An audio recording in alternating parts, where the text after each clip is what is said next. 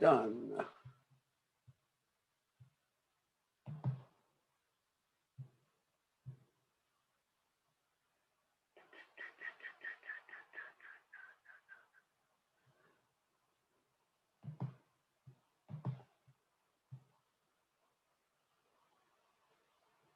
All right. Whoops. Let us a mistake here.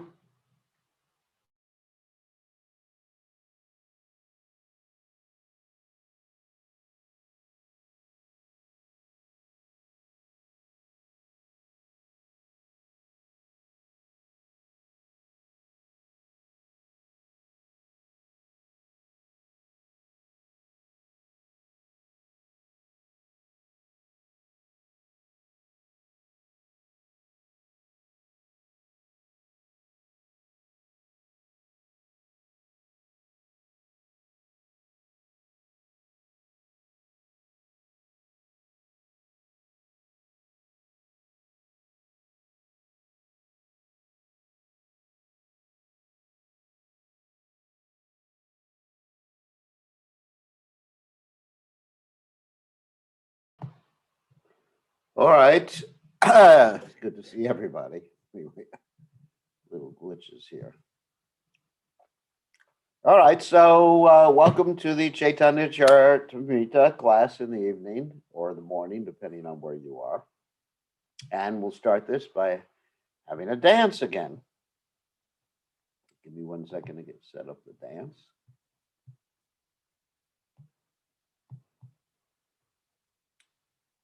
All right. See which dance are we going to have today? We'll do it in the Shringa dance for all of you. That's one of my favorite. Short dance.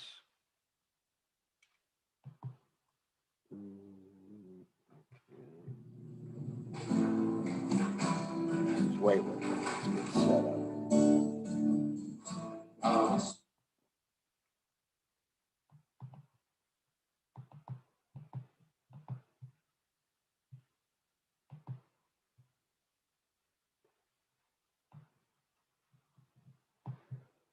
All righty.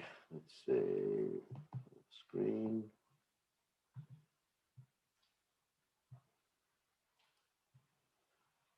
All right. Here we go. We'll share it with all of you. Huh.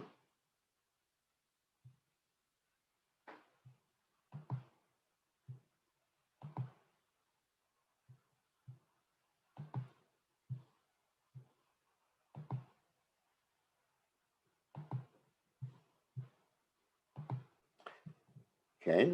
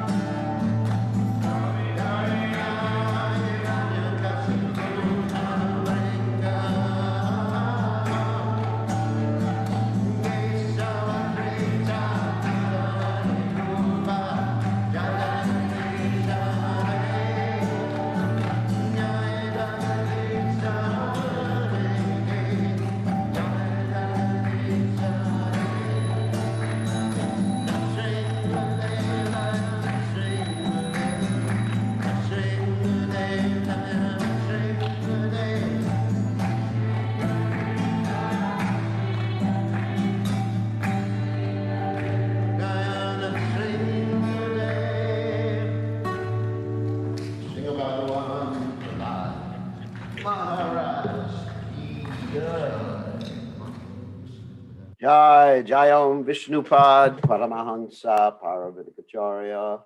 Also Teta Satashi Shimad, His Divine Grace. Abhaya Chanananda Bhaktivedanta Goswami Maharaj Srila Prabhupada Ki Jai.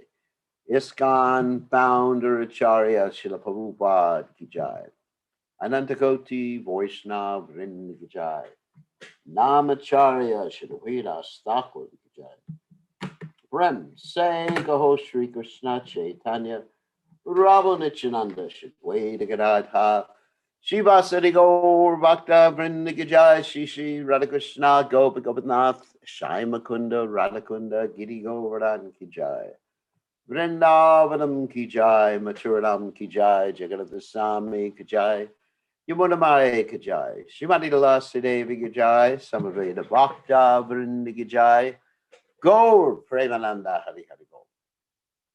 All glory is the assembled devotees. All glory is the assembled devotees. All glory is the assembled devotees. All glory is to Shri Guru and Gauranga. Srila Prabhupada Ki Jai, Nama Om Vishnu Padaya, Krishna Prasthaya Bhutale, Shrimati Bhaktivedanta Swami Namani Namaste, Saraswati Devi, Gaurvani Pacharini, Nivashesha Shunyavadi Paschatya, Deja Tarini.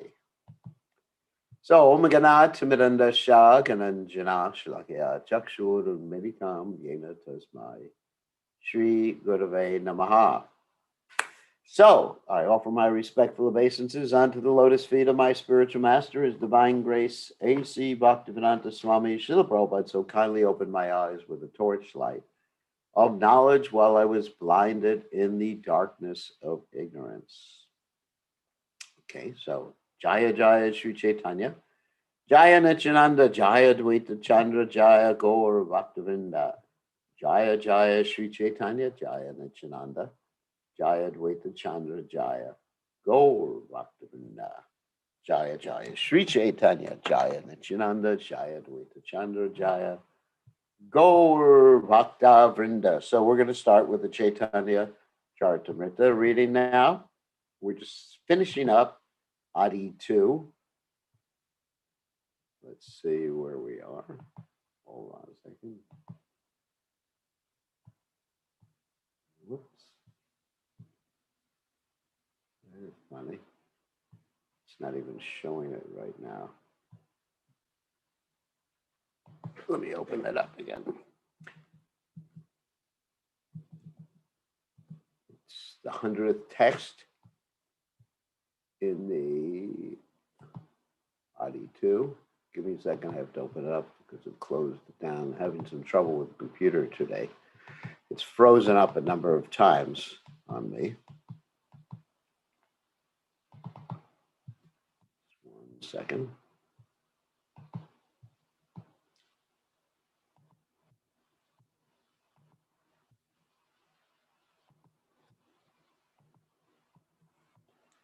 There we go.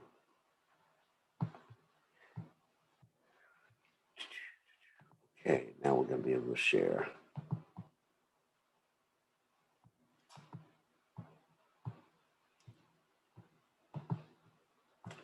Share screen. There we go.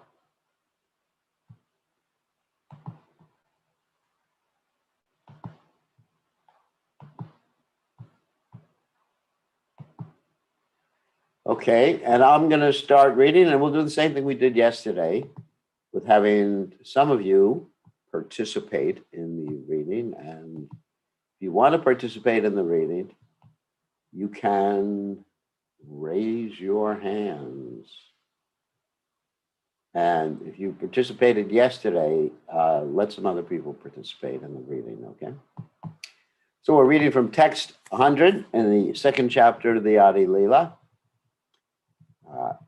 H.I. Rupe Hai Ananta Vived.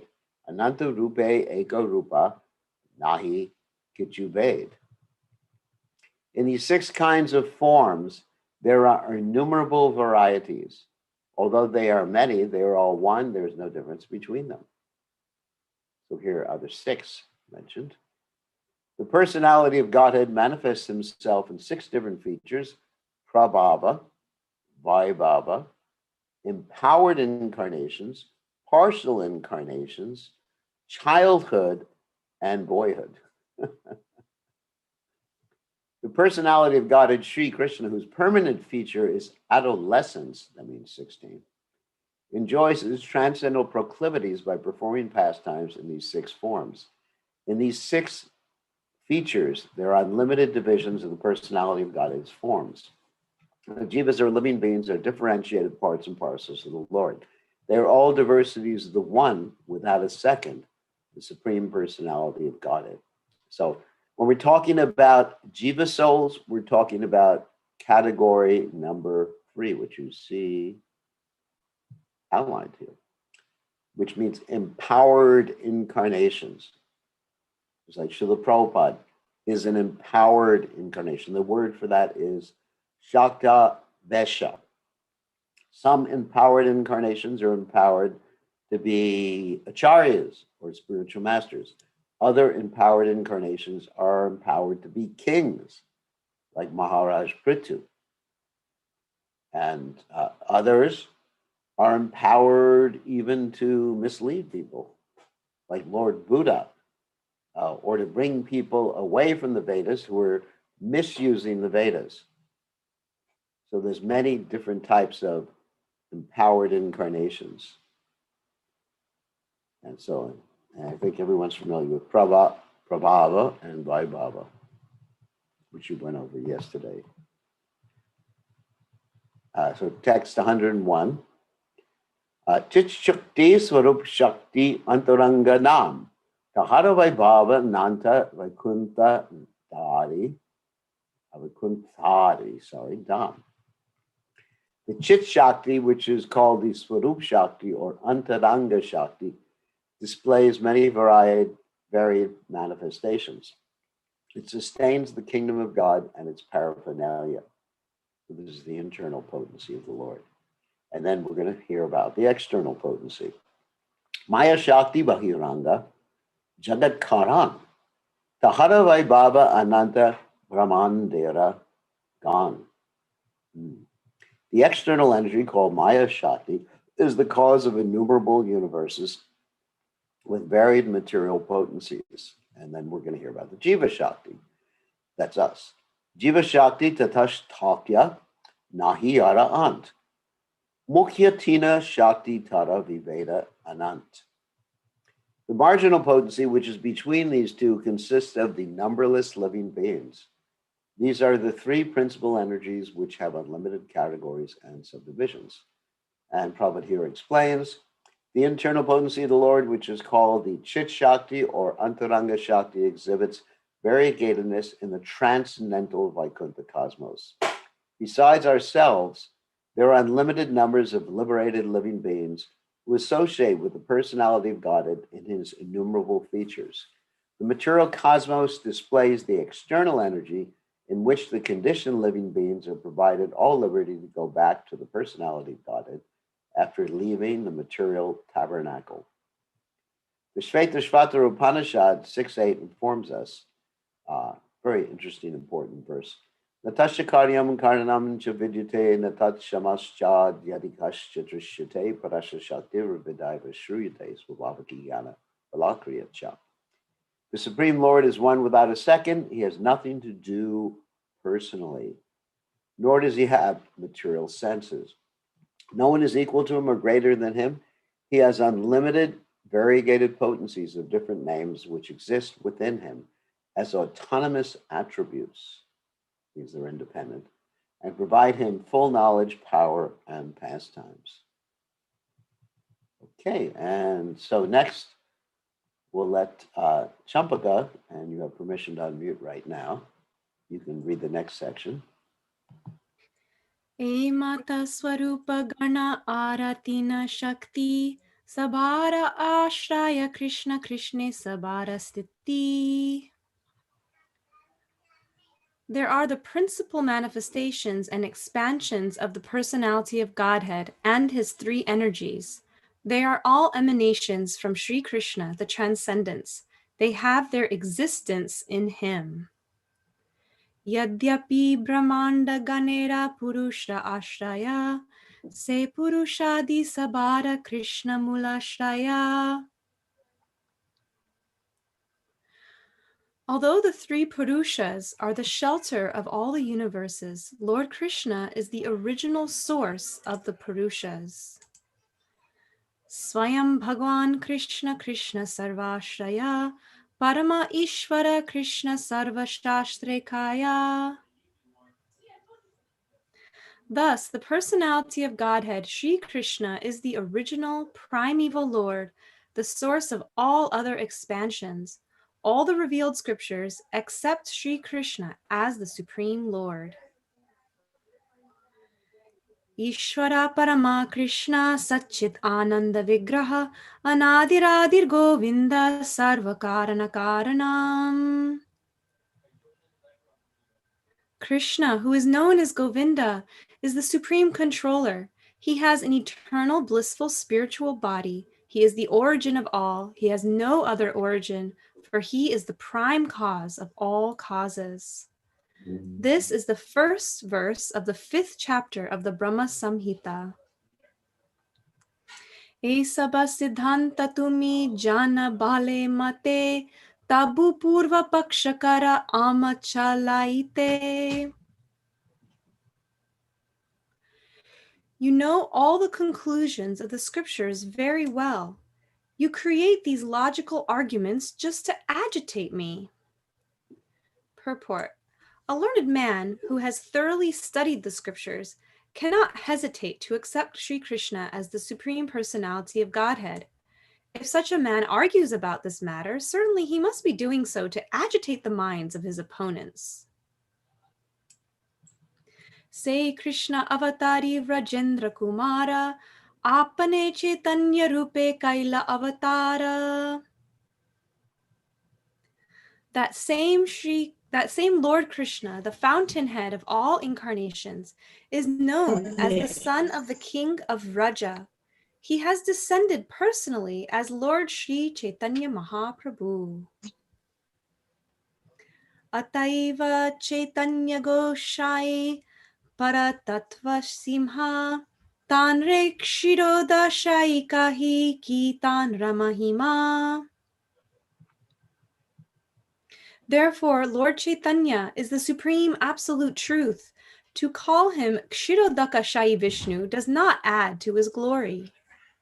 So, see, I want to intercede a little bit in this point. So, we talked about this yesterday, how all the incarnations in this world, they come from the Kshirodakashayi Vishnu, through the Kshirodakashayi Vishnu. Therefore, even the non-human incarnations or avatars, to be precise, they're actually coming from Kshirodakashayi Vishnu, except Krishna and Lord Chaitanya Mahaprabhu. That's the difference. And of course, Balaram too, and Nityananda too. But they're all coming from the Kshirodakashayi Vishnu. So that way, even if an incarnation is not present in the spiritual world, you can say he descends, because it's the Lord that descends, and the Lord who manifests himself in these various pastimes in the material world. Okay, so now we can go to Jai Radhika. And so another point I wanted to make too, very important point, is you hear how Krishna expands himself in all these various incarnations, how Krishna expands himself in terms of the material energy, Krishna expands himself in terms of the living entities. And you may think that, Krishna expanding himself so much, so he becomes lessened. No. The Ishopanishad teaches us that the perfect Om Purnamadam, that the perfect supreme absolute truth is perfect and complete. And even though he has so many emanations from him, which are also perfect and complete, he remains perfect and complete. It's quite different than our experience in this material world, that if I create something, or if I buy something, let's use that expression because it's easier to understand. Let's say if I buy something with some money, then I have less money. Obviously, if I were to buy a car, I'd have that much less money. So, or create something, I use up a certain amount of energy even, or for a certain amount of my days on this earth planet. I mean, for example, someone's asking in chat. Let's see, I have to check in case there's a problem with it. I don't see any. Hold on a second.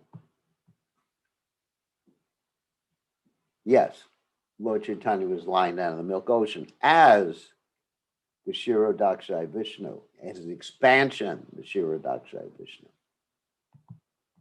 So let's try to understand that.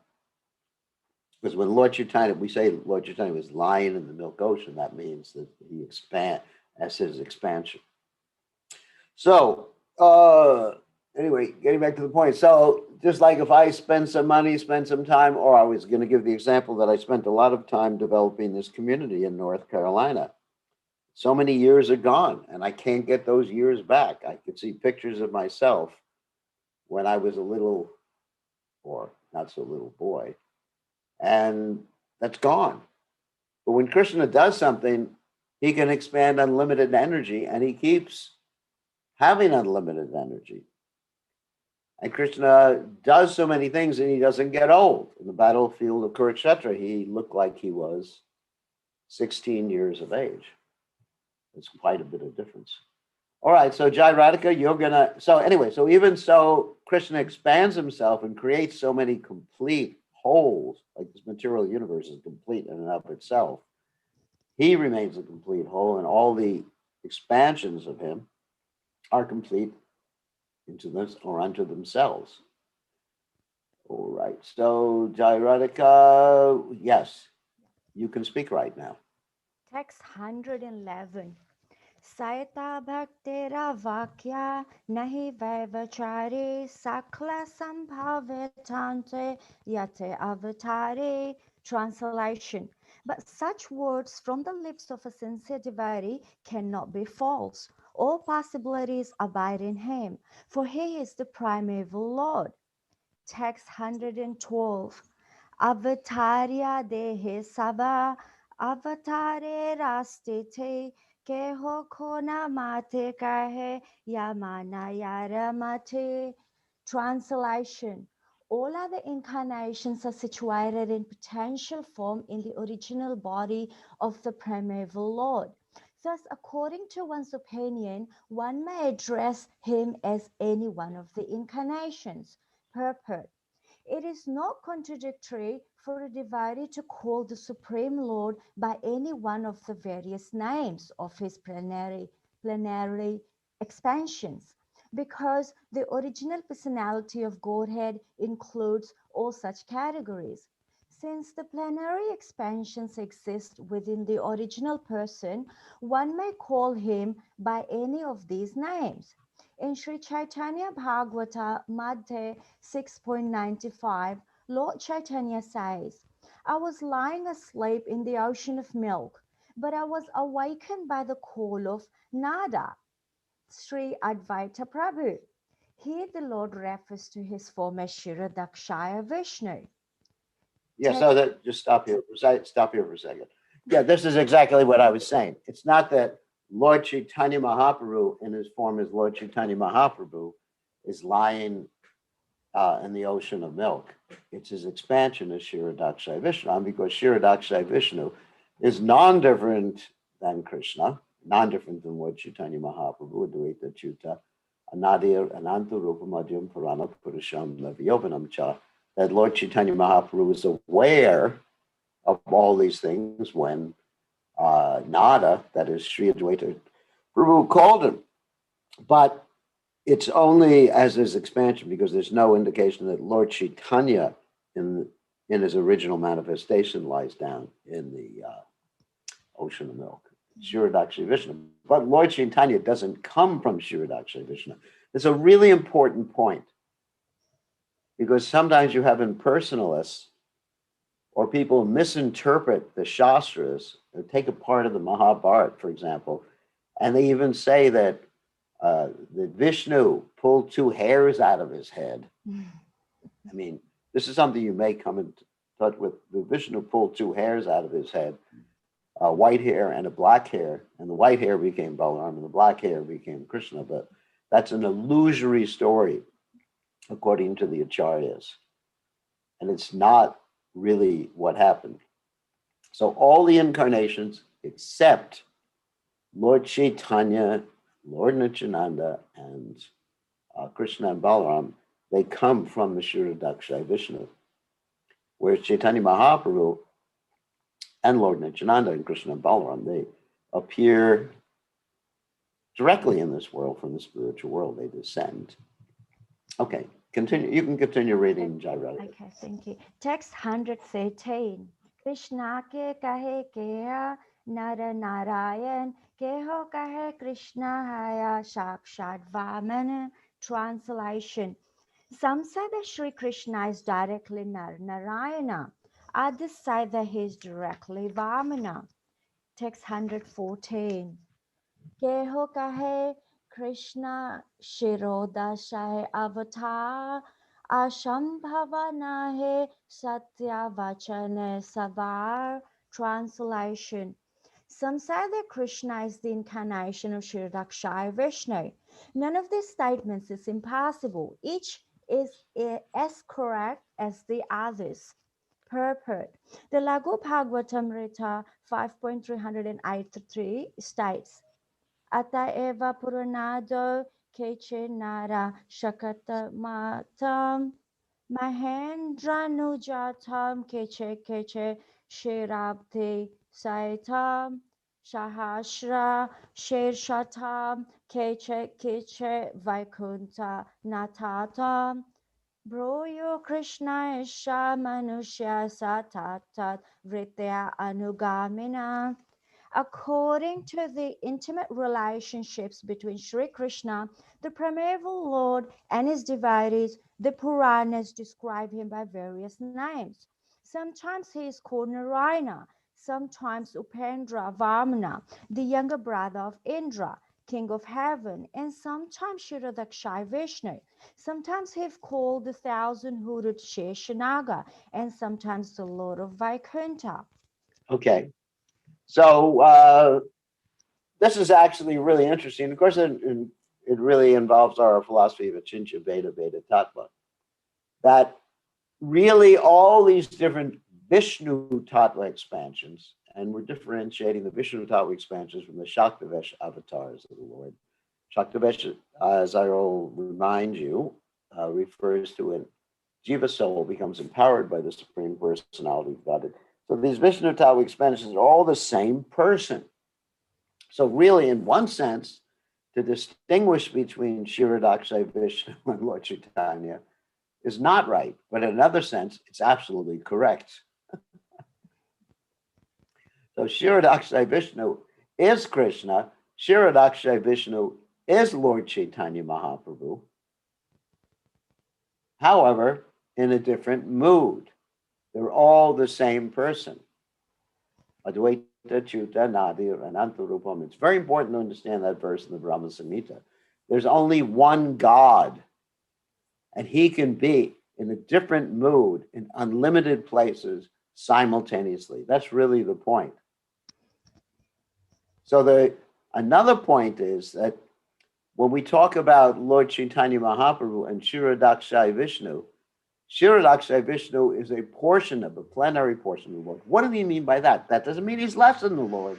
That means he's exhibiting a portion of the Lord's aspects. That's all it means. And so Lord Chaitanya is fully Bhagawan, exhibits all aspects of the Supreme Personality of Godhead. Whereas the other expansions, other than Krishna, of course, the expansions of Lord Chaitanya Mahaprabhu, they exhibit some of the aspects. You don't find Vamana exhibiting all the different features that Krishna exhibits. Now, let me talk about features. We've been talking about that in class, like Krishna has all these different characteristics to his personality, like Dhira Datta, Dhira Lalita, Dhira Prashanta, Dhira Dada, like that. And so Krishna exhibits all of them in fullness, unlimited degree. Whereas these different expansions, they exhibit some of them not to an unlimited degree. Like Kshirodakshayi Vishnu, he acts as the super soul in everyone's heart. Okay, so that's one particular function he performs. Whereas if you take Krishna, you can say Krishna does everything, including what the Kshirodakshayi Vishnu does, because the Kshirodakshayi Vishnu is a partial manifestation of a partial manifestation, a portion of a plenary portion of Krishna. Now, that may be very hard to understand for those of us who don't have spiritual vision. How is it possible? Well, you can also use the word achintya.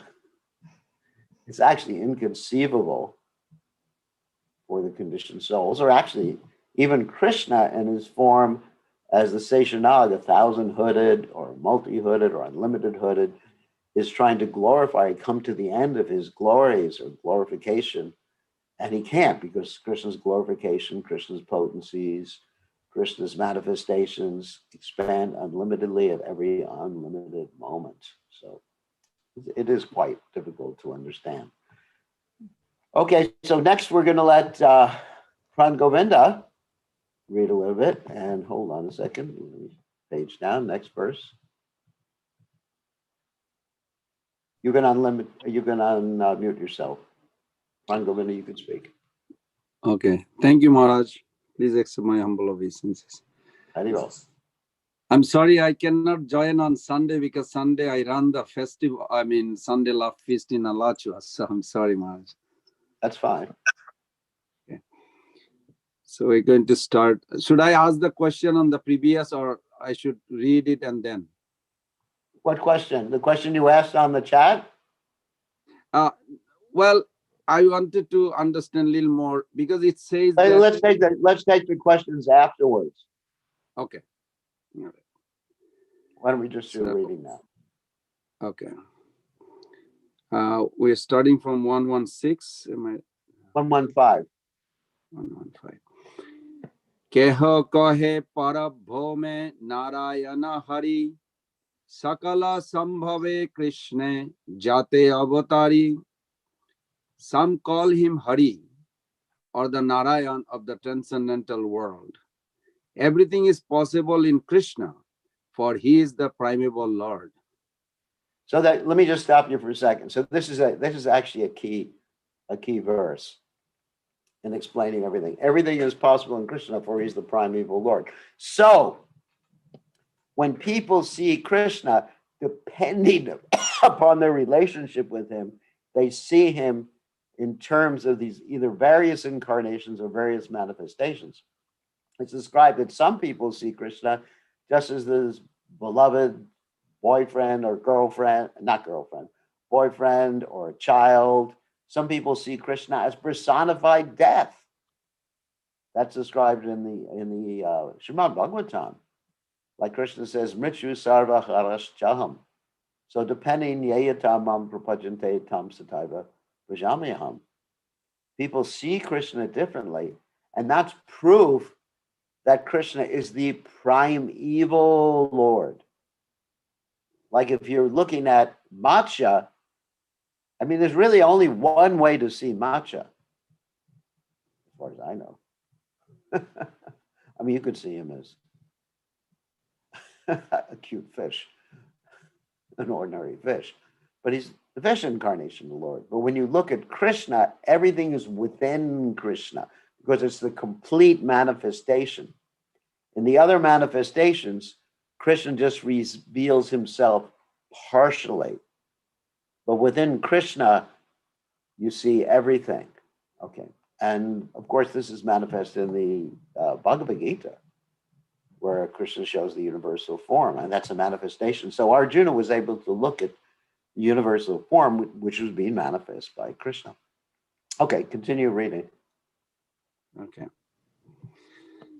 Text 116. Savasrota ganera kari charana bandana esava siddhanta suna kariye kamana. I offer my obeisances unto the feet of all who hear or read this discourse. Kindly hear with attention the conclusion of all these statements. Purport. Prostrating himself at the feet of his reader, the author of Sri Chaitanya Charitamrta entreats them in all humility to hear with rapt attention this conclusive argument regarding the absolute truth. One should not fail to hear such argument, for only by such argument, knowledge, can one perfectly know Krishna. সিদ্ধান্ত বলিয়া চিত্তে না কর অলস, ইহা হইতে কৃষ্ণ লাগে সুধীর মানস. A sincere student should not neglect the discussion of such conclusions, considering them controversial, for such discussions strengthen the mind. Thus one's mind becomes attached to Sri Krishna. Purport. There are many students who, in spite of reading the Bhagavad Gita, misunderstand Krishna because of imperfect knowledge and conclude him to be an ordinary historical personality. This one must not do.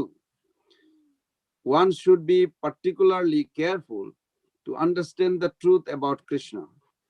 If, because of laziness, one does not come to know Krishna conclusively, one will be misguided about the cult of devotion, like those who declare themselves advanced devotees and imitate the transcendental symptoms sometimes observed in liberated souls.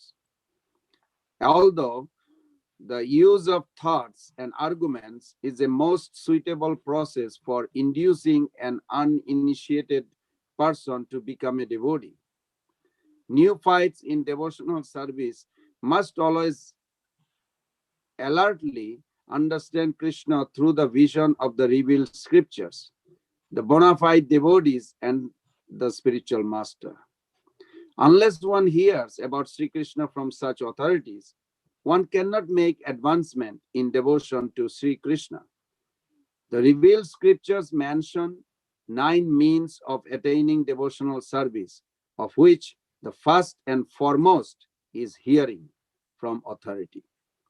The seed of devotion cannot sprout unless watered by the process of hearing and chanting. One should submissively receive the transcendental message from spiritually advanced sources and chant the very same messages for one's own benefit as well as the benefit of one's audience. When Brahma describes the situation of pure devotees freed from the culture of empiric philosophy and fruitive actions, he recommended the process of hearing from persons who are on the path of devotion. Following in the footsteps of such liberated souls who are able to vibrate real transcendental sound can lead one to the highest stage of devotion. Thus one can become a Mahabhagavata. From the teachings of Lord Chaitanya Mahaprabhu to Sanatan Goswami Madhya 22.65, we learn Shastre Jukti Sunipon Dhira Shraddhajar Uttama Adhikari Sei Taraye Sangsar. A person who is expert in understanding the conclusion of the revealed scriptures, who fully surrenders to the cause of the Lord, is actually able to deliver others from the clutches of material existence. Srila Rupa Goswami in his Upadeshamrita 3 advises that to make rapid advancement in the cult of devotional service, one should be very active and should persevere in executing the duties specified in the revealed scriptures and confirmed by the spiritual master. Accepting the path of liberated souls and the association of pure devotee enriches such activities.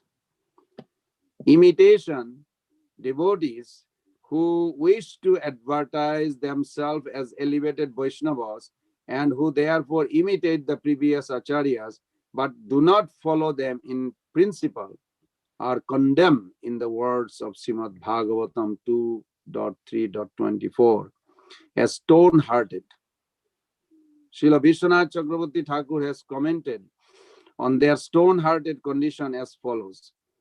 Bahirasrupalakaya satoropi jadrira dayam na vikriyeta tad asmasaram iti kanishtadhikarinam eva asrupalakadi matte api asmasara hridayataya nindaisha.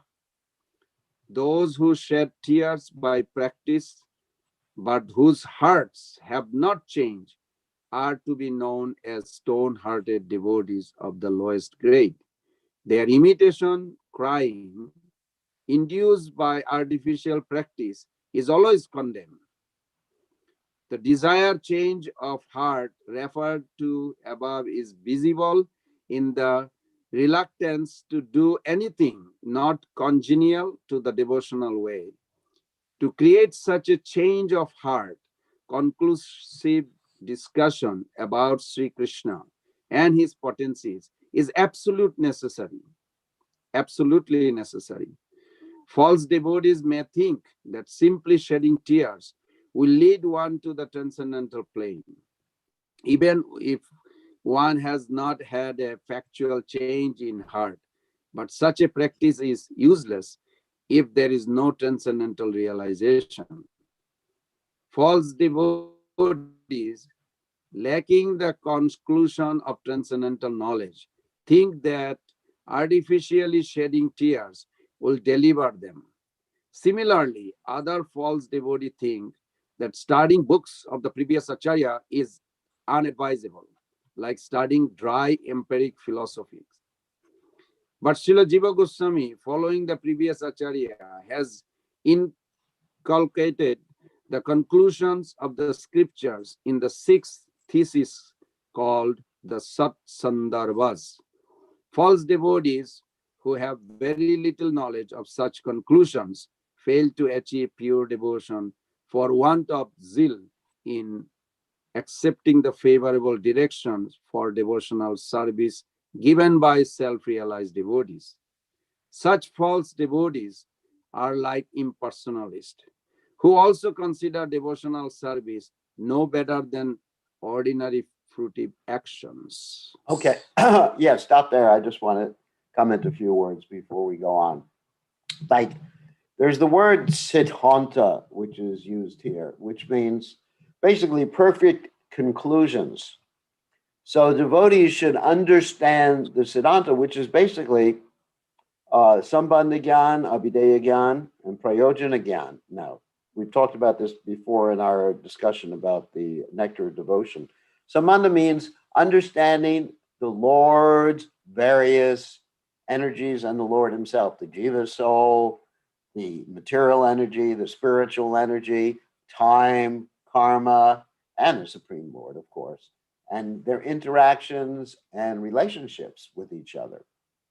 And then that's really important to discuss that and understand that, because if you don't understand that, you're going to think that Maya is Krishna and Krishna is Maya. And this is what Prabhupada is referring to here, as far as imitation devotees, or those who have shed artificial tears, that they are actually confusing the material with the spiritual.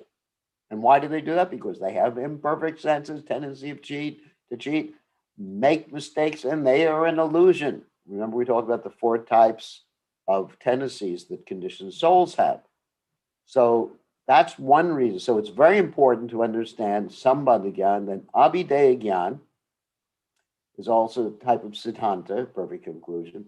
I mean, how to become Krishna conscious, how to practice Krishna consciousness. Now, there is a distinction that there are certain items of siddhanta, perfect conclusion, in Abhideya, in the practice of Krishna consciousness, and there are others that are certainly just details. So there's details, and some of you have heard me talk about this before. There's details and principles. Principles are like siddhanta, you can't change them. Chant Hare Krishna. That's a principle. I don't think you can change that. Instead, you chant Nam Myoho Regnik, like the Buddhists do, or anything else. You can't change that. But certain things are adjustable, like what musical instruments you're going to play to when you're chanting Hare Krishna, because there's no Shastric injunction that you have to play certain musical instruments and you can't play others. But Prabhupada, of course, has given us certain musical instruments to play.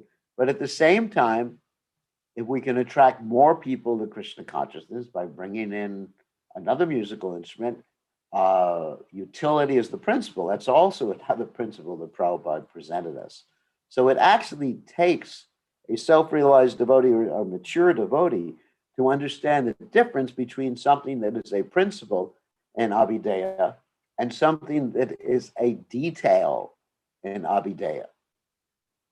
So I don't want to unpack that any further. But Siddhanta, basically, Siddhanta is something you cannot adjust or change. Like Prabhupada, for example, he adjusted some details, like having ladies live in the temple. That's a detail. The spiritual master didn't do that, but he did that because the spiritual master was preaching in India, where it would not have worked. It definitely would not have worked for a variety of social reasons in India. But in America, it works. So it has nothing to do with Siddhanta. It's everything to do with just the details of applying Siddhanta. So that's why hermeneutics, understanding Shastra, is very important.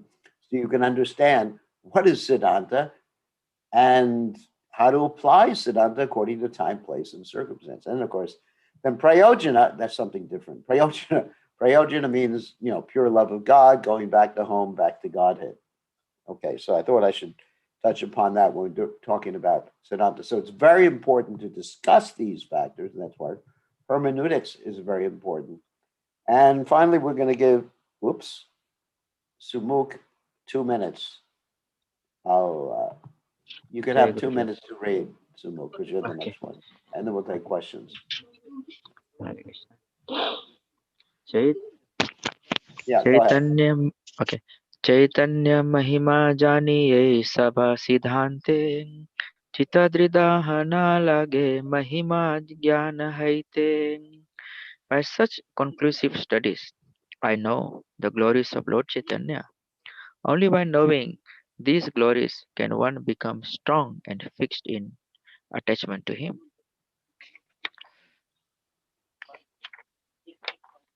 One Purport. can know the Perfect.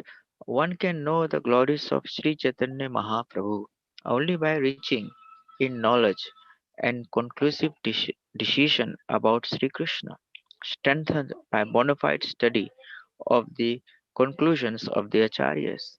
Text 119. Chaitanya Prabhura Mahima Kahi Bharatare Krishnera Mahima Kahi Kariya Vistare. Translation. Just to enunciate the glories of Sri Chaitanya Mahaprabhu, I have tried to describe the glories of Sri Krishna in detail. Text 120. Chaitanya Gosanirayai Tattva Nirupanam Swayam Bhagavan Krishna Brajendra Nandana. The conclusion is that Lord Chaitanya is the Supreme Personality of Godhead, Krishna, the son of the King of Braja. Text 121. Shri Rupa Raghunatha Pade Yara Asha Chaitanya Charitamrta Kahe Krishna Dasa. Translation. Praying at the lotus feet of Sri Rupa and Sri Raghunath, always desiring their mercy, I, Krishna Das, narrate Sri Chaitanya Charitamrita, following in their footsteps. Thus, in the Bhaktivedanta papers of the Sri Chaitanya Charitamrita Adi Lila, second chapter, describing Sri Chaitanya Mahaprabhu as the Supreme Personality of Godhead.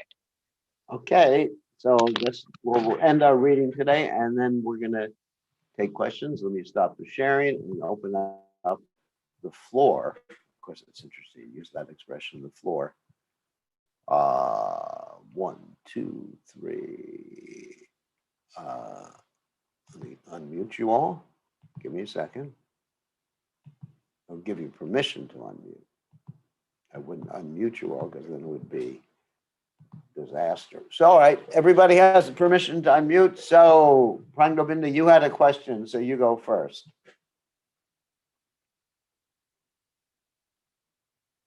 Ooh. You have to unmute yourself.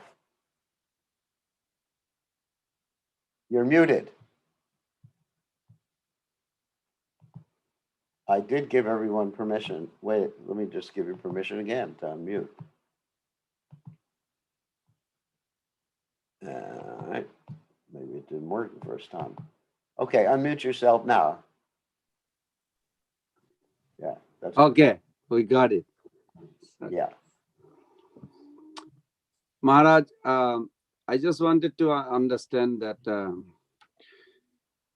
just want to hear your explanation. Since Krishna is the origin and complete, and his potency, Srimati Radharani, is also origin and complete.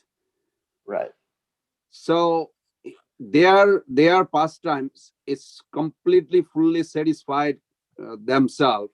Then what is the purpose of manifesting his Nitya and Naimittik Lila with all this Sangsa, Bibinangsa, all this expansion? What is the need?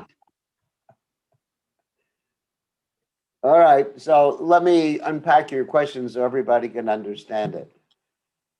Krishna is perfect and complete, and he has two qualities in that regard. He's aptakama, he gets whatever he wants, and he's swarat.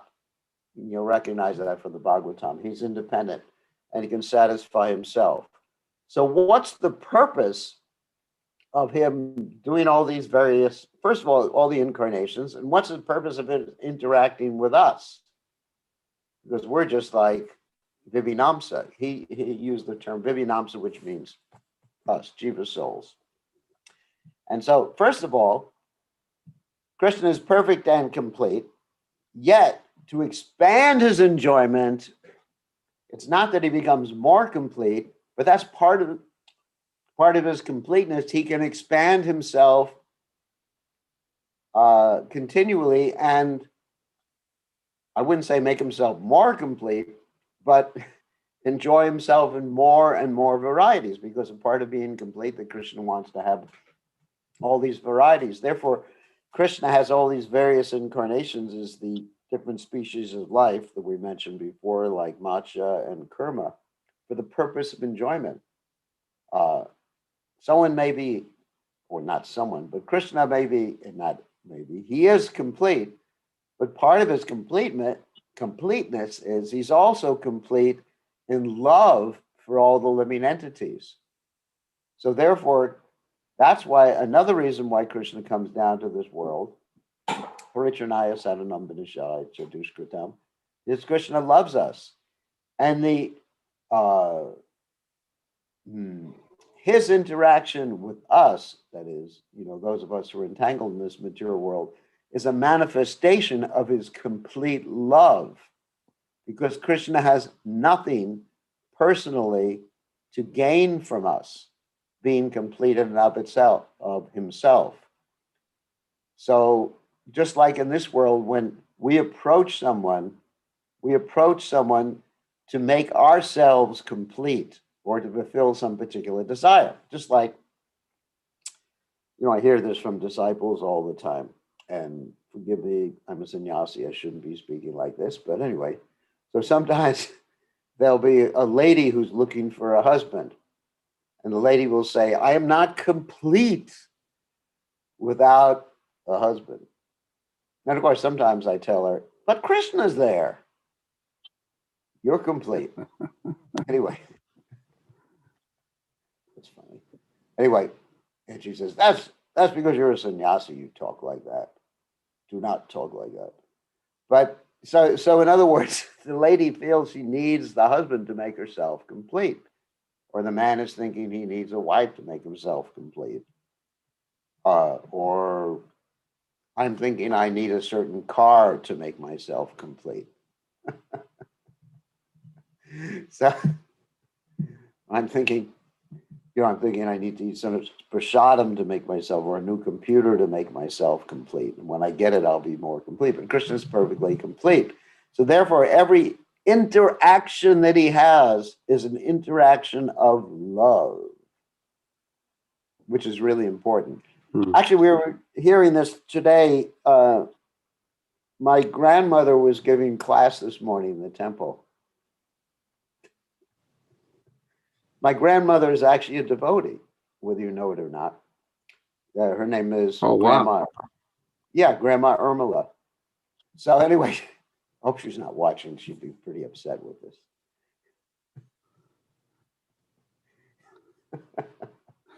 So anyway, Mother Urma. Grandma Irmela, not Mother Irmela, for you, Mother. Anyway, so she was giving class, and she was talking about, the class was about Krishna stealing the clothes of the gopis. Now, normally, if a man does something like that, it's because he wants to enjoy in a very gross, let's say, lusty way, the other person.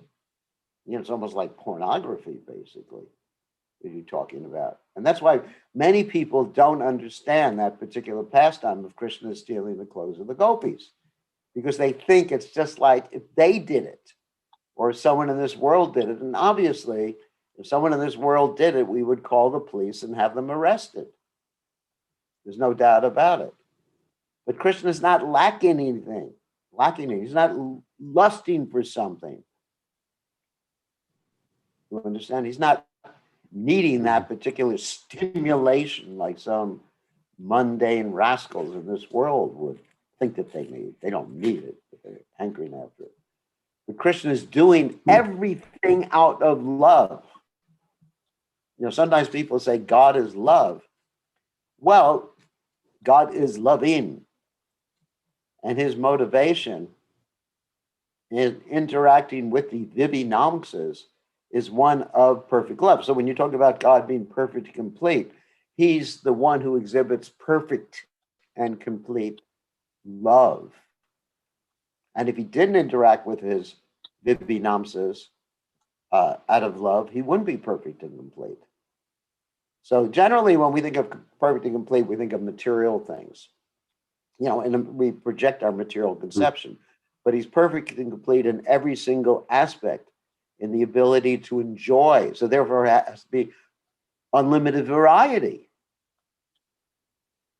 Krishna has perfect tendency to enjoy. So there has to be unlimited variety in which Krishna enjoys. Prabhupada said Krishna appears in 8,400,000 species of life. And Prabhupada, and I can say it's more than 8,400,000 species that Krishna appears in, because sometimes Krishna combines species, like half man, half lion. So that's not one of the 8,400,000 species of life, right? That must be 8,400,001 species. But I'm sure Krishna does all sorts of weird things like that. He has his Hamsa avatar. I mean, any amazing weird thing you can do, Krishna has done, because that's what perfect and complete actually means. We shouldn't project our perfect and complete conception upon Krishna and just think he's just like some rich guy, who has everything he needs. But he has unlimited desires to enjoy variety. That's perfect. He has unlimited desires to give love to all the living entities. That's perfect. He has unlimited compassion. Hey Krishna Karana Sindhu, Dinabandhu Jagatpate, Gopesha Gopika Kanta Radhakanta Namostute. What is that? Krishna Karana Sindhu. This word, Karana Sindhu, it means an ocean of compassion. So the word ocean is used in Sanskrit to indicate something that's unlimited. So Krishna, that's perfection. I mean, I don't have unlimited compassion. I'm a little compassionate. I have some compassion for my disciples, but if they push the wrong buttons, the compassion goes out the window.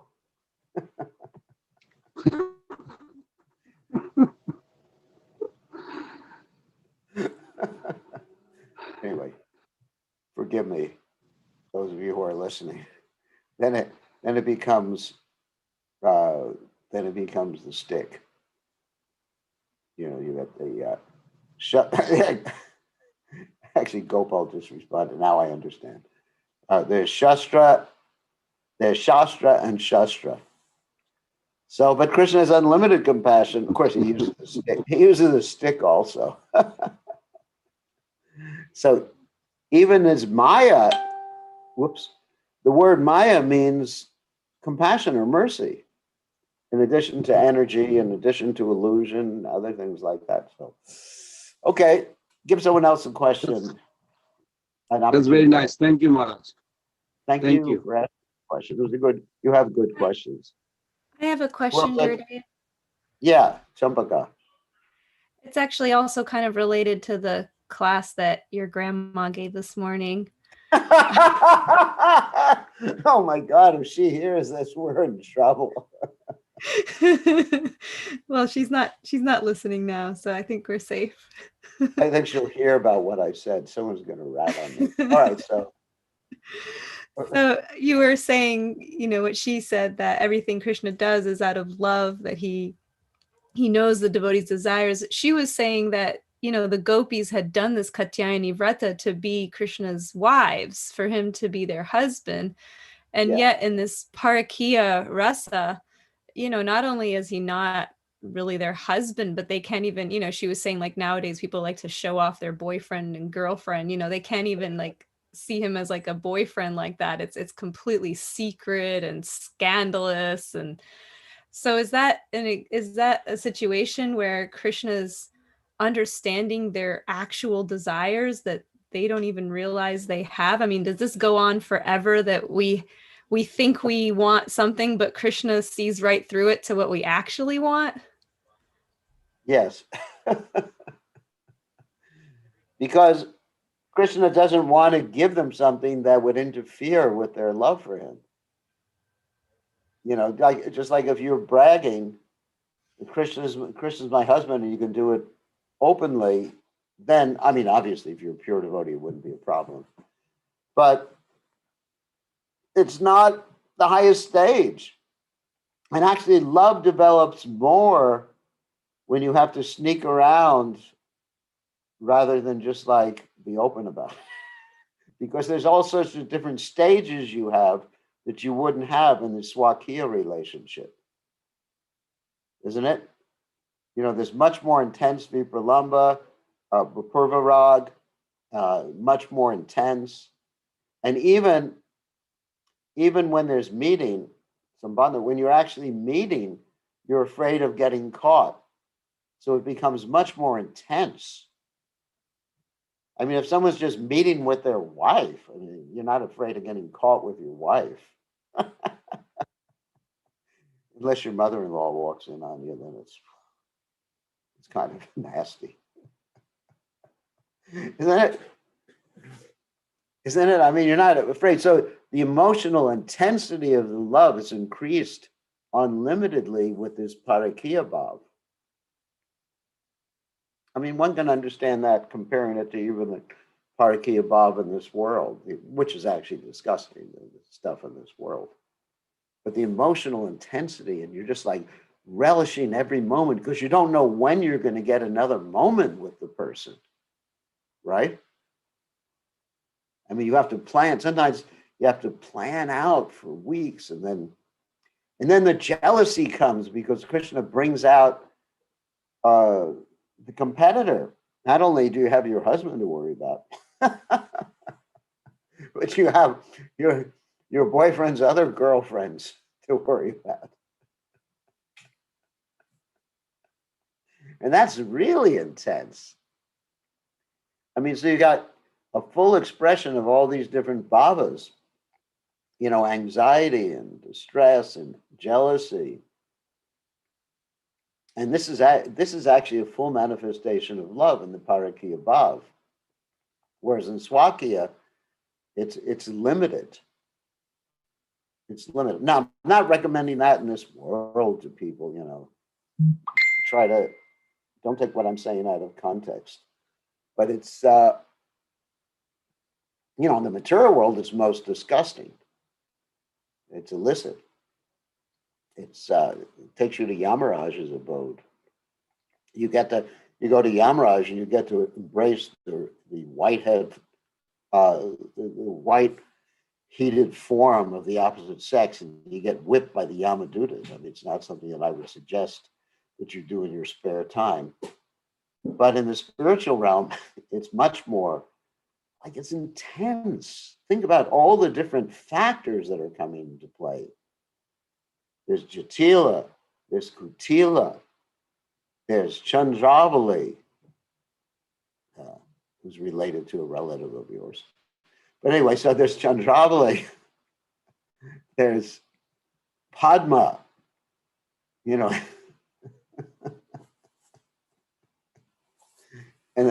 then also there's guy Narada Muni comes around and he puts Krishna on a swing with Lalita just to arouse your anger even more. And of course, I'm not going to tell that whole story now, but it's like a mood of intense love, intense emotion. Like someone would never experience that. I mean, let's say, wouldn't experience it to that extent with someone who you have an open relationship with. It just wouldn't be like that. It's just like sometimes I mean, I don't know, but sometimes I guess it might be boring. I was listening. Oh my God. I was listening to a class this morning where Prabhupada said it's a man's tendency to want to have many wives. Because it's just a tendency. Like you see, anyway, oh my God. Sometimes the monkeys, they have many wives. I mean,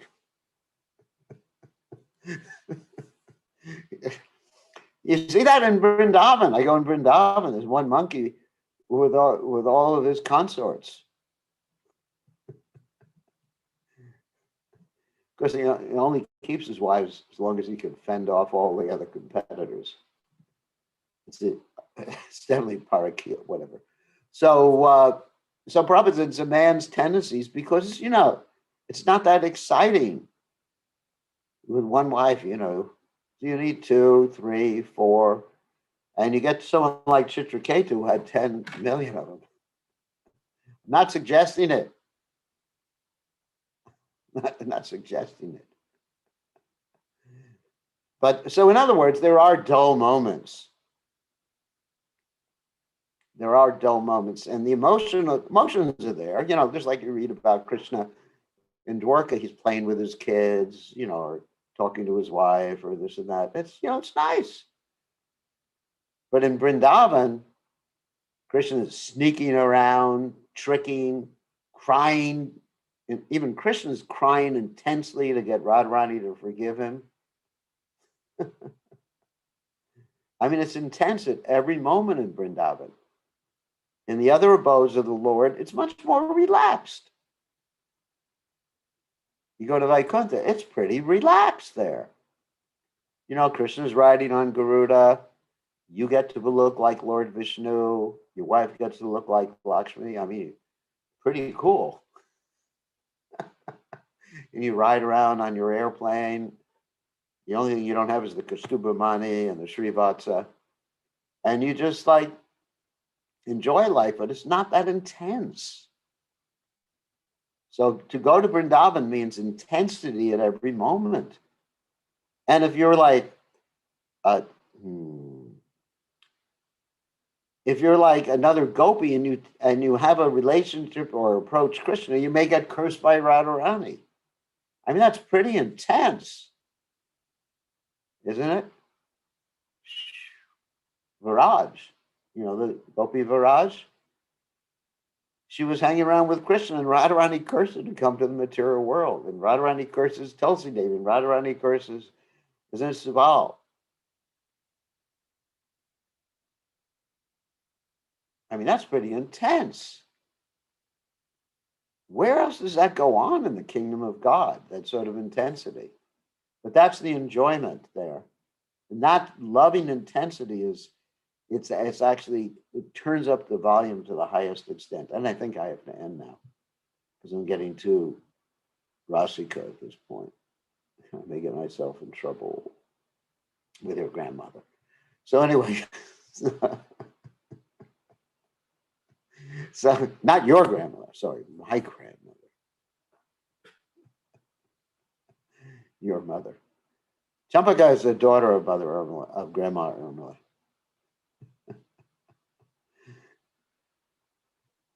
It's fortunate. They're all great devotees. I just tease them. Okay, on that happy